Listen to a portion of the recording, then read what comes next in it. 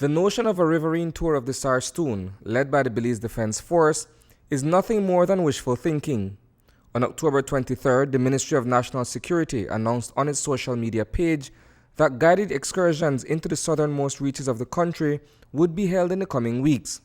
The scheduled trips would serve as an opportunity for Belizeans, particularly those that are not members of the armed forces, to acquaint themselves with the location. It is an initiative that the Honorable Minister of National Security, the Honorable John Saldivar,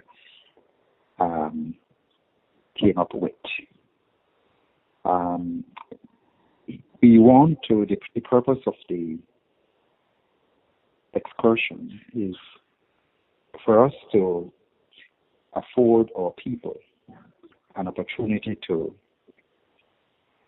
have first-hand knowledge of the area around the Sarstoon and Gracias a Dios, so that whenever there are any conversation or activities that will occur there, that our people will be well informed and they would know precisely what we are talking about in terms of the activities or incidents that may occur in that area.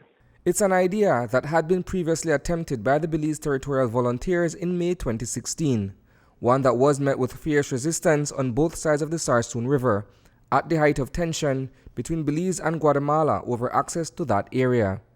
Not only was legislation hastily passed to prohibit the BTV from traveling upstream, their vessels were also arrested in Barranco prior to departure. We received information yesterday that the Coast Guard will be required to conduct safety and security operations somewhere between Punta Gorda and Barranco.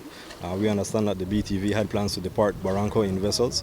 This is the Coast Guard responsibility to ensure that those vessels were seaworthy. We commenced operations this morning. So far we have detained 3 vessels, all for maritime safety offences. Those 3 vessels were detained and taken back to Punta Gorda.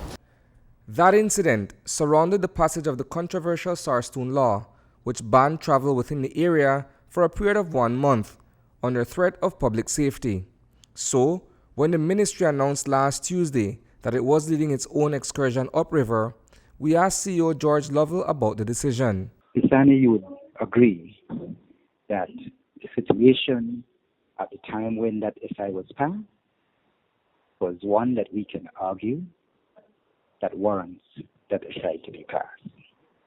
The area, there was a volatile situation there where clearly there were confrontation from an armed opposition, and we thought that at the time that it would have been, in our mind, not a good idea for us to have our civilian being between both of our military forces as we try to come to the kind of amicable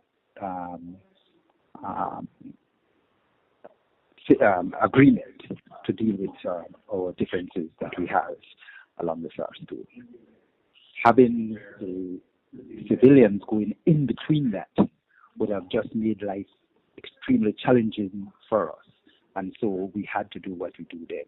And one would assume that in the absence of a resolution, or at least a protocol, that the area would remain off limit to civilian traffic, notwithstanding BDF escort. How does this fit in with the Minister of National Security's? I believe he gives a guided tour downriver. I'm not. That hasn't come to cabinet, and so I'm not too sure that we are au fait with all the details.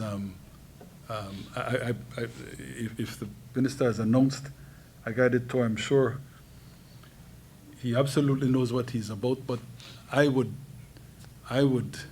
withhold comment until cabinet can talk about this tomorrow. As chairman of National Security Council, isn't that a security issue?